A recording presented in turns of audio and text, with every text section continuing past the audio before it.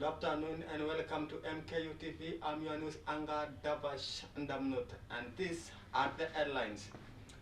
Memorial service held for 16 students who died in Utumishi Girls Academy Fair.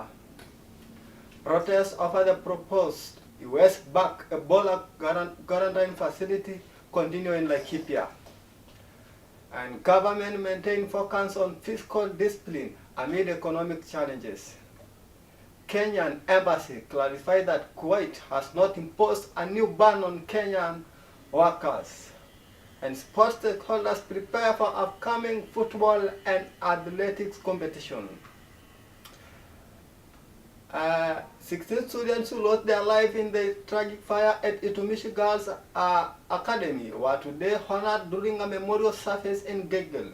Leaders, parents, and members of the public attended the ceremony and called for justice and improved safety standards in schools. Investigation indicate the fire was an act of arson, and several students are in custody as inquiries continue. In Laikipia County, public concerns remain high over plans to establish a US-supported quarantine facility for people exposed to Ebola. The issue has sparked protests in Nanyuki, where demonstrators have opposed the project, arguing that Kenya should not be an additional health risk. Authorities continue to monitor the situation as the legal proceedings on the project continue. The Kenya embassy in Kuwait has clarified that Kuwait has not introduced a new ban on Kenya domestic workers. Officials facility stated that previous restrictions remain unchanged and urged citizens to rely on official government communication regarding overseas employment opportunities. The government has reiterated its commitment to reducing the budget deficit and strengthening economic stability. Treasury officials have noted that rising global fuel prices and international economic uncertainties remain the key challenges. Kenya is nevertheless pursuing measures aimed at maintaining fiscal discipline and supporting economic growth. In the digital sector, Kenya continues discussion with the European Union on a data adequacy agreement expected to boost the country's digital economy and attract more international investments.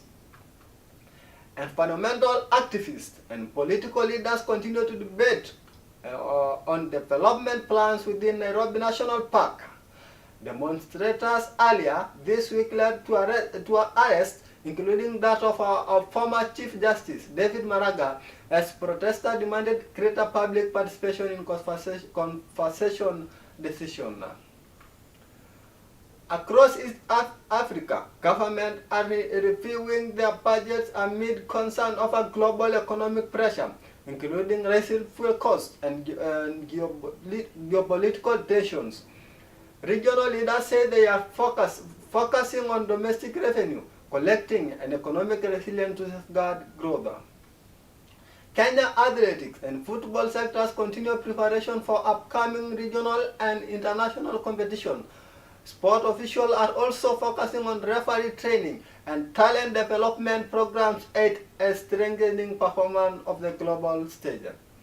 The Kenya Meteorological Outlook indicates general cool condition in many highland areas, with chances of light rainfall in part of Rift Valley, Central Islands, and Western Kenya.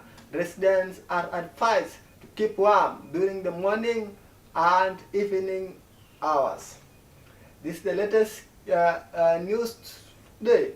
Thank you for following me, and thank you for listening MKU TV, and have a pleasant day. Thank you.